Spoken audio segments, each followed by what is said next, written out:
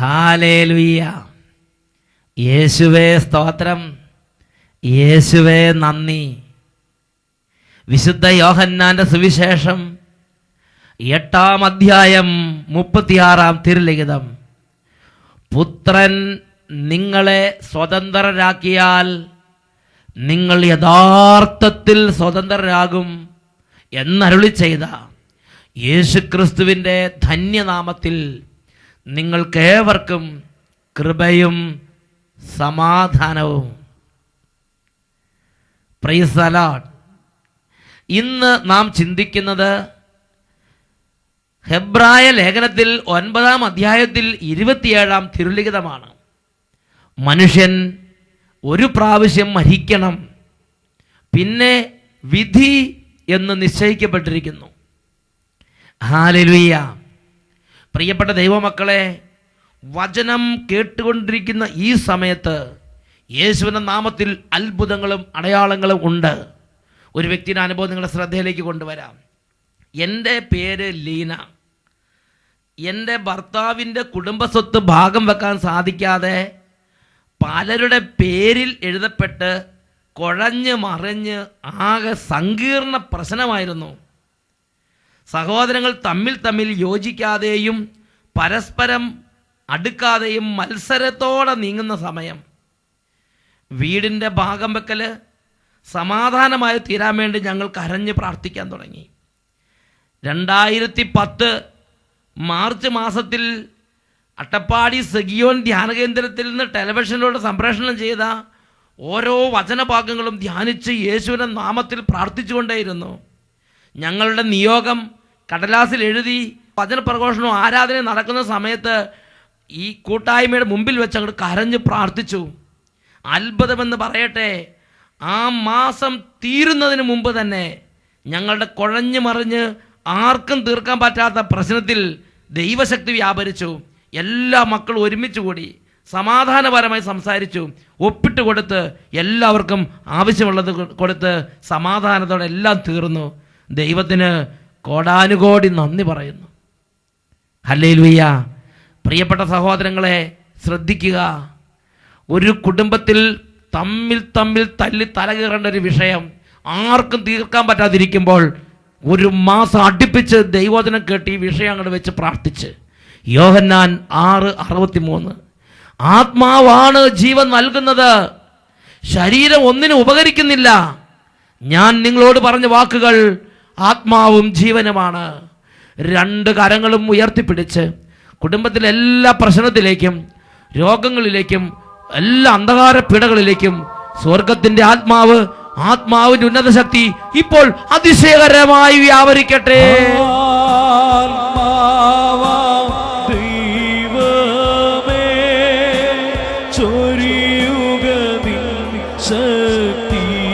എല്ലാ കുടുംബങ്ങളിലേക്ക് ശക്തി വർഷിക്കണമേ.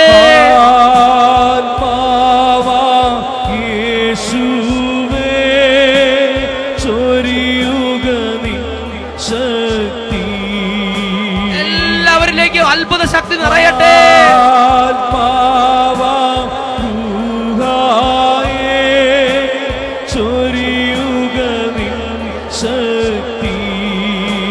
കരങ്ങൾ ഉയർത്തി എല്ലാവരും ചേർന്ന്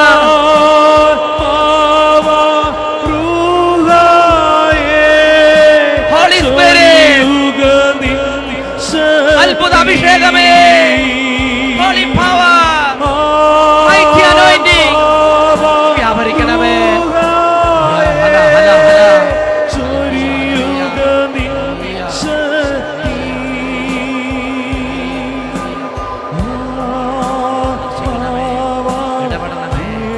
സൗഖ്യം നൽകണമേ, അഭിഷേകം നൽകണമേ, കുടുംബങ്ങളെ പ്രകാശിപ്പിക്കണമേ. എല്ലാ അന്ധകാരങ്ങളും മാറട്ടെ, അഭിഷേകം നിറയട്ടെ.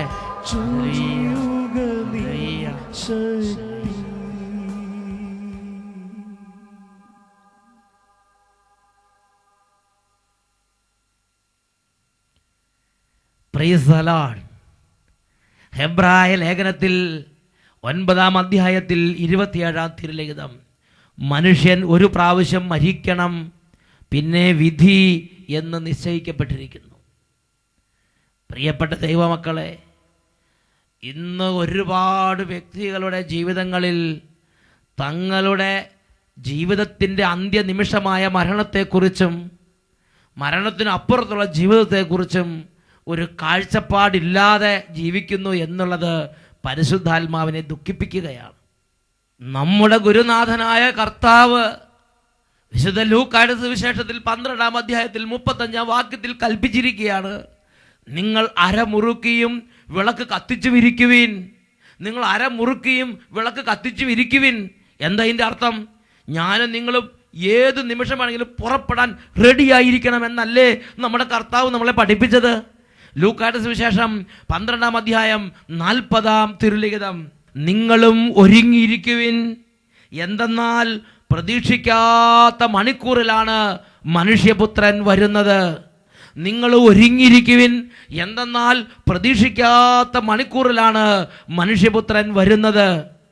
പ്രിയപ്പെട്ട സഹോദരങ്ങളെ, യമൻ രാജ്യത്ത് ഏദൻ തുറമുഖ പട്ടണത്തിൽ ഒരു നാൾ സുവിശേഷ വേലയ്ക്ക് വേണ്ടി പോയി. അവിടെ ഒരു സ്ഥലത്ത് നിന്ന് മറ്റൊരു സ്ഥലത്തേക്ക് എന്നെ കൊണ്ടുപോകുമ്പോൾ റോഡ് സൈഡിൽ പണി തീരാതെ വെറും അതിൻ്റെ ബീമൊക്കെ വാർത്ത് പില്ലറുകളൊക്കെ നിർത്തിയിരിക്കുന്ന ഒരു പായൽ പിടിച്ച് കിടക്കുന്ന ഒരു പഴയ ഒരു നിർമ്മാണ ഒരു തറ കണ്ടു.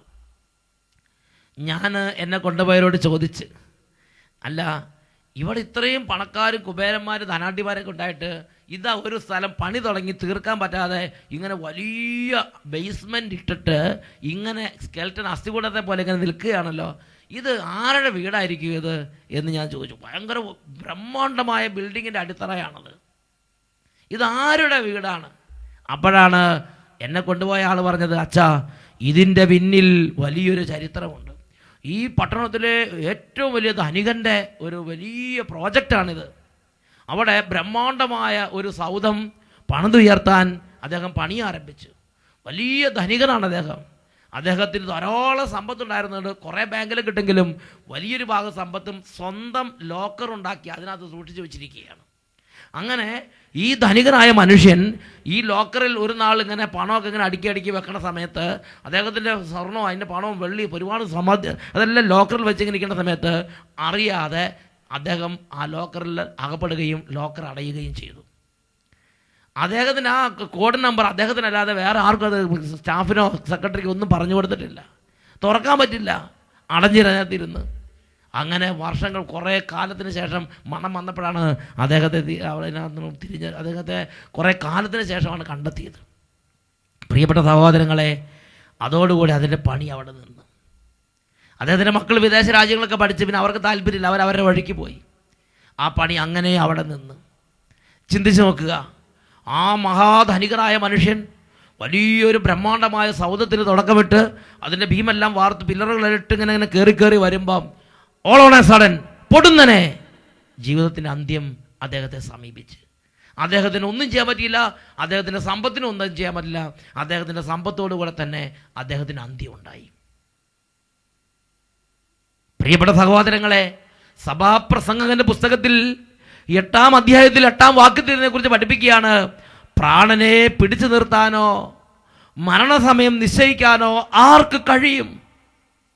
സഭാപ്രസംഗന്റെ പുസ്തകം 9-ാം അധ്യായം അതിൽ 12-ാം തിരുലിഖിതം വചനം പഠിപ്പിക്കുകയാണ്, മനുഷ്യന് തൻ്റെ സമയം അജ്ഞാതമാണ്.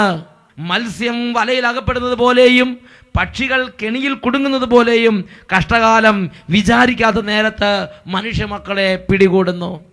ഹല്ലേലൂയ. പ്രിയപ്പെട്ട സഹോദരങ്ങളെ, വിശുദ്ധ ജോൺ മരിയ വിയാനി പുണ്യാളൻ ഇതിനെക്കുറിച്ച് പറഞ്ഞിരിക്കുന്നത് ഇങ്ങനെയാണ്: ഒരു കാറ്റത്ത് റോഡിൻ്റെ അരികിൽ അടിച്ചു കൊട്ടപ്പെടുകയും അടുത്ത കാറ്റത്ത് ചിതറിക്കപ്പെടുകയും ചെയ്യുന്ന പൂഴിക്കൂന പോലെയല്ലേ മനുഷ്യ ജീവിതം? ഇന്നുണ്ട്, നാളെ എന്ത്?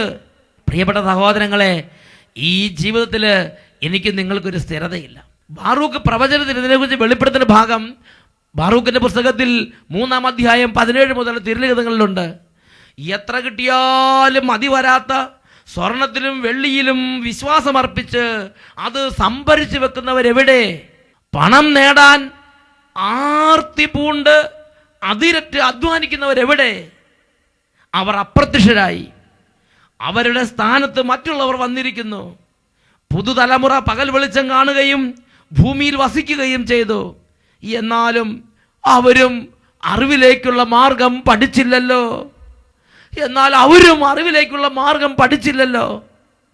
പ്രിയപ്പെട്ട സഹോദരൻ, ചിന്തിച്ചു നോക്കിയേ. നമുക്ക് മുമ്പ് ഒരുപാട് തലമുറകൾ ഈ ഭൂമി വന്ന് കടന്നുപോയി. അവരെല്ലാം ഓരോരോ വേഷങ്ങൾ കെട്ടി കടന്നുപോയി.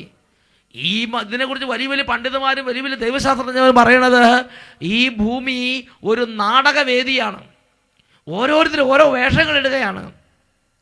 ഈ വേഷങ്ങൾ ഇട്ട് നാടകമാടിയിട്ട് തിരശ്ശീല വീഴുമ്പോൾ അണിയറയിലേക്ക് പോയിട്ട് എല്ലാവരും അവരവരുടെ വേഷങ്ങൾ അവിടെ അഴിച്ചു വെച്ചിട്ട് വന്ന വേഷത്തിൽ തന്നെ വീട്ടിലേക്ക് പോകും.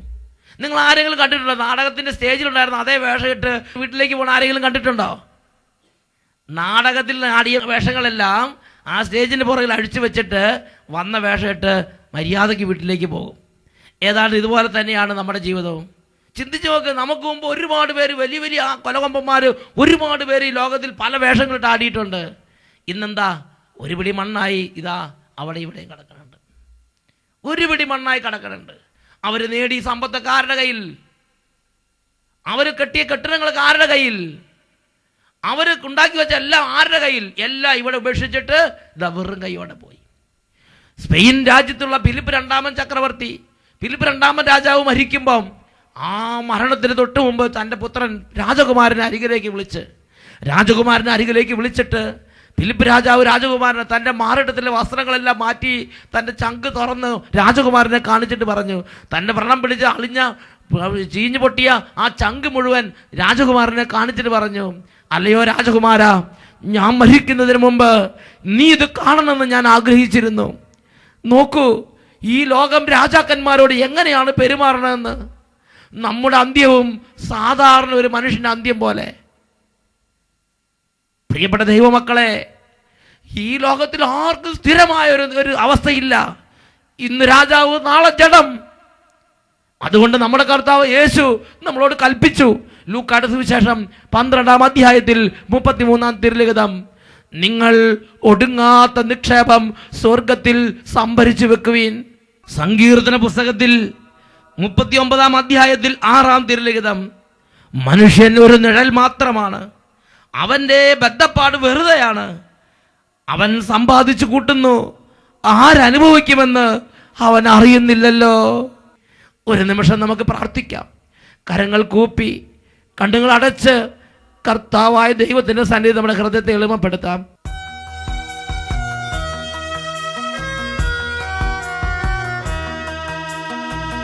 ലോകമാണ് നിന്റെ ആശയെങ്കിൽ ലോകം കടന്നു പോയി മറയും.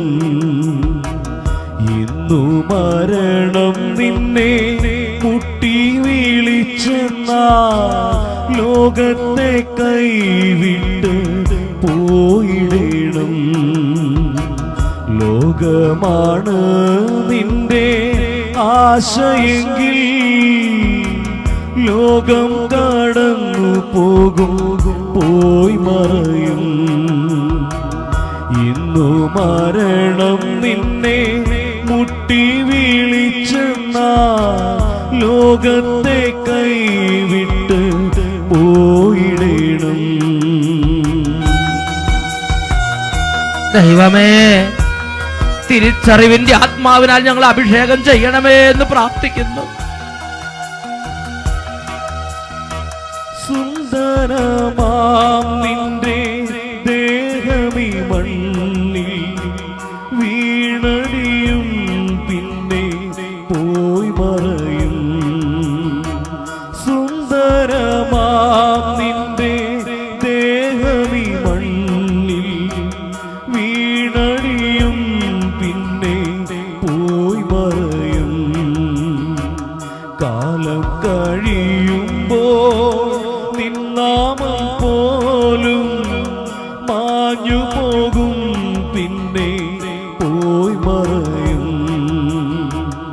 എന്തുണ്ട് ലോകത്തിൽ ആശ നൽകാ, സർവവും മായയാ മാഞ്ഞു പോകും.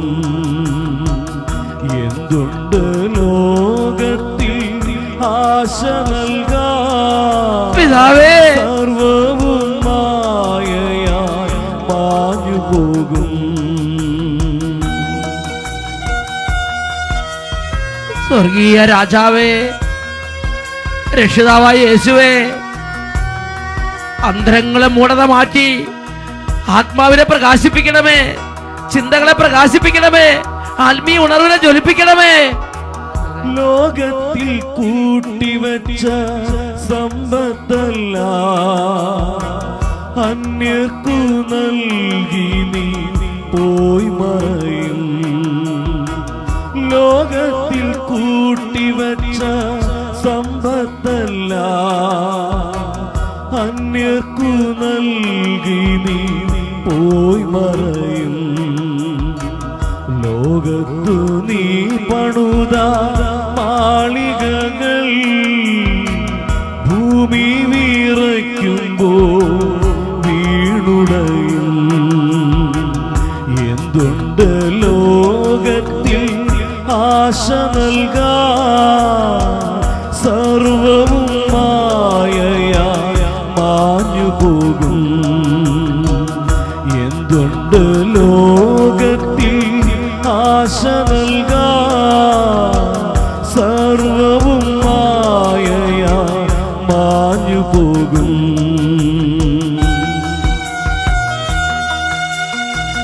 എന്റെ രക്ഷക,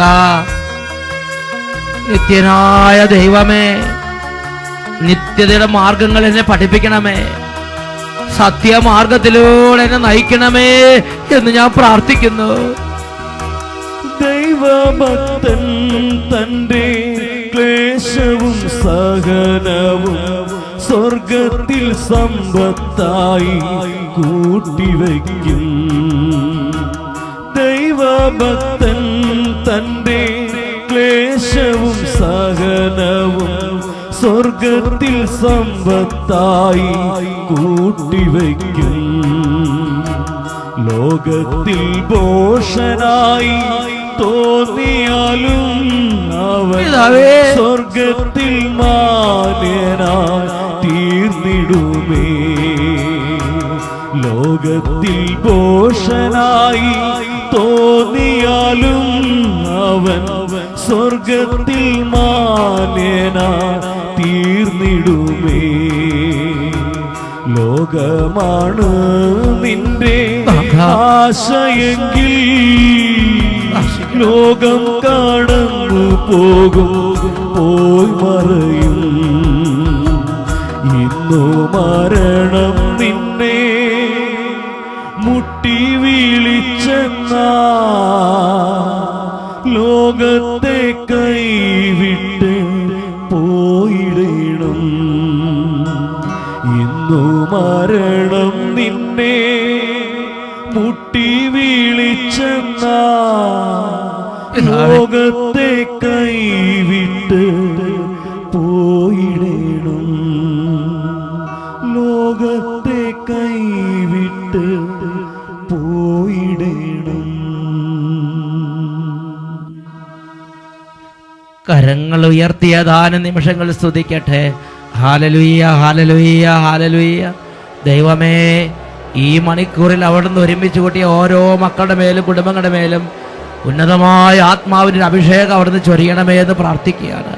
സത്യമാർഗത്തിലൂടെ നടക്കേണ്ടതിന് ഞങ്ങളുടെ പാദങ്ങളെ നേരായ വഴിക്ക് തിരിക്കുന്ന ആത്മാവിനാൽ ഞങ്ങളെ പ്രകാശിപ്പിക്കണമേ. ഹാലലുയ്യ, ഹാലലുയ്യ, ഹാലലുയ്യ. ഈ ലോകം നശ്വരമാണ്. ഇന്നല്ലെങ്കിൽ നാളെ ഈ ലോകം വിട്ട് ഞാൻ പോകണം. എൻ്റെ പിതാവിൻ്റെ രാജ്യത്തിൽ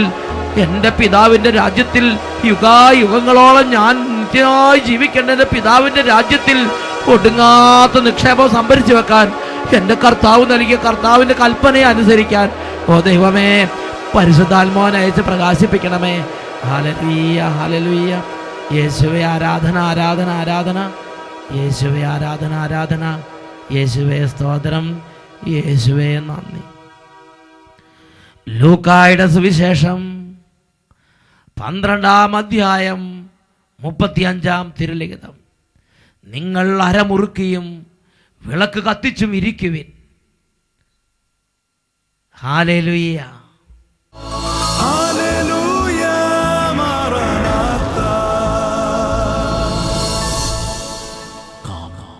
Lord Jesus.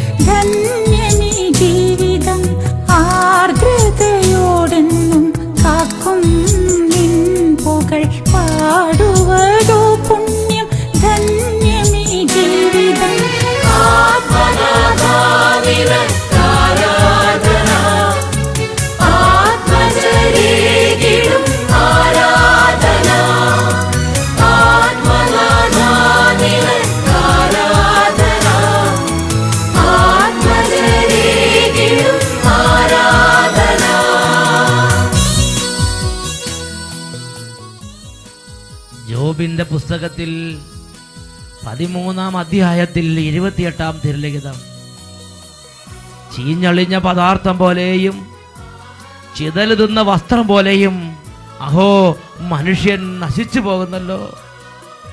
2 കരങ്ങളും ദിവികാരുടെ നാഥന്റെ സന്നിധിയിലേക്ക് ഉയർത്തുകയാണ്. ആകാശത്തിന് കീഴെ മനുഷ്യരുടെ ഇടയിൽ നമ്മുടെ രക്ഷയ്ക്ക് വേണ്ടി മറ്റൊരു നാമവും നൽകപ്പെട്ടിട്ടില്ല. യേശുക്രിസ്തുവിന്റെ നാമത്തെ ഉറക്കെ വിളിക്കുന്നവർക്ക് രക്ഷയുണ്ട്. അവന്റെ നാമത്തിൽ വിടുതലുണ്ട്. അവന്റെ നാമത്തിൽ സൗഖ്യമുണ്ട്. കരങ്ങൾ ഉയർത്തി, മനസ്സ് തുറന്ന്, സ്വരമുയർത്തി ഉറക്കെ വിളിക്കുന്നു, യേശുവേ. സ്പർശിക്കണമേ ജീസസ് ക്രൈസ്റ്റ്. സ്പർശിക്കണമേ അത്ഭുത രാജാവേ. ഇടപെടണമേ. Hallelujah hallelujah hallelujah hallelujah hallelujah hallelujah. യേശുവേ യേശുവേ യേശുവേ യേശുവേ യേശുവേ യേശുവേ യേശുവേ യേശുവേ യേശുവേ യേശുവേ യേശുവേ യേശുവേ.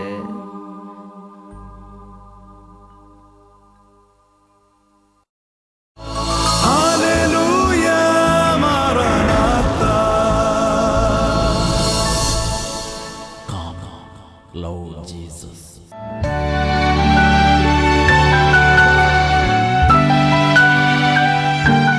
എൻ്റെ പേര് റെജി എന്നാണ്. എൻ്റെ വീട് ഒരു പുളിക്കാവറമ്പിൽ. ഞാൻ കോട്ടയം ജില്ലയിൽ നിന്നാണ് വരുന്നത്. ഞാനൊരു 15 വർഷം മുമ്പ് 2 ആൾ പൊക്കമുള്ള കയ്യാലയിൽ നിന്ന് താഴെ പോയായിരുന്നു. അപ്പോൾ ഇവിടെ ഒരു ഫ്രാക്ചറാണ്, പൊട്ടൽ പോലെ ഉണ്ടായിരുന്നു. ഒരു 3 മാസം. എത്ര വർഷം മുമ്പാണ്? 15 വർഷം മുമ്പ്. 15 വർഷം മുമ്പ്. 3 മാസത്തോളം ഞാൻ വീട്ടിൽ കിടപ്പിലായിരുന്നു, പണിയൊന്നും എടുക്കാൻ വരാതെ. അത് കഴിഞ്ഞ് നിലത്തിരിക്കുമ്പോഴത്തേനും ഒക്കെ എളിക്ക് ഭയങ്കര വേദനയായിരുന്നു. ഇവിടെ വന്ന് ഞായറാഴ്ച മുതൽ കസേര ഇരുന്ന് കഴിഞ്ഞപ്പോഴത്തേന് ഭയങ്കര വേദന ഉണ്ടായിരുന്നു. അതിനുശേഷം ഞാൻ തൈലാഭിഷേകത്തിന് ചെന്നപ്പോൾ ബ്രദറിനോട് പറഞ്ഞു. ബ്രദർ പറഞ്ഞു കുഴപ്പമൊന്നുമില്ല, വേദന മാറിക്കോളൂ, അവിടെ പോയി ഇരുന്നോളാൻ പറഞ്ഞ്. അതിനുശേഷം പിന്നെ അച്ഛൻ്റെ തിങ്കളാഴ്ചത്തെ ആരാധന സമയത്ത് അച്ഛൻ വിളിച്ചു പറഞ്ഞു, റെജി എന്നൊരു മനുഷ്യനെ സുഖം പ്രാപിക്കുന്നു എന്ന് പറഞ്ഞു ദൈവം. അപ്പോൾ അതിനുശേഷം പിറ്റേ ദിവസം ആണെങ്കിലും കൗൺസിലിംഗ് സിസ്റ്റർ പറഞ്ഞു, ദൈവം എന്നെ അനുഗ്രഹിച്ചിട്ടുണ്ടല്ലോ, എങ്ങാണ്ട് മരത്തിൽ നിന്ന് വീണപ്പോൾ എന്നെ ഉള്ള മേലാഴി പോയിരുന്നു പറഞ്ഞു. അപ്പോൾ രാവിലെ മുതൽ എനിക്ക് ഏതായാലും കസേര ഇരിക്കണതിന് യാതൊരു കുഴപ്പമില്ല, വേദനയൊക്കെ മാറി. പേര് വിളിച്ച് പറഞ്ഞു. കൗൺസിലിംഗ് ചെന്ന് കഴിഞ്ഞപ്പോൾ കൃത്യം മെസ്സേജ്, ഇതാ ഒരു സൗഖ്യം കിട്ടിയിട്ടുണ്ടല്ലോ എന്ന് പറഞ്ഞ് പിന്നെ യാതൊരു കുഴപ്പമില്ല. അദ്ദേഹം അത്ഭുതകരമായിട്ട് തൊട്ട് പ്രയസ്തല്ലോ 15 വർഷത്തിന് മുമ്പ് വേദനയാണ് കഥാവ് അത്ഭുതകരം മാറ്റുക. ഇരുവശങ്ങളിലേക്കും അനങ്ങി ഒന്ന് കൈയടിച്ച് സന്തോഷത്തെ കഥാവിനെ ആരാധിക്കാം.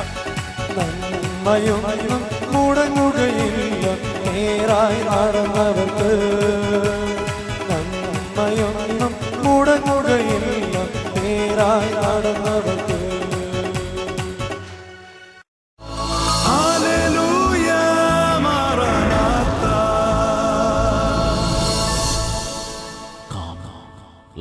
ജീസസ്.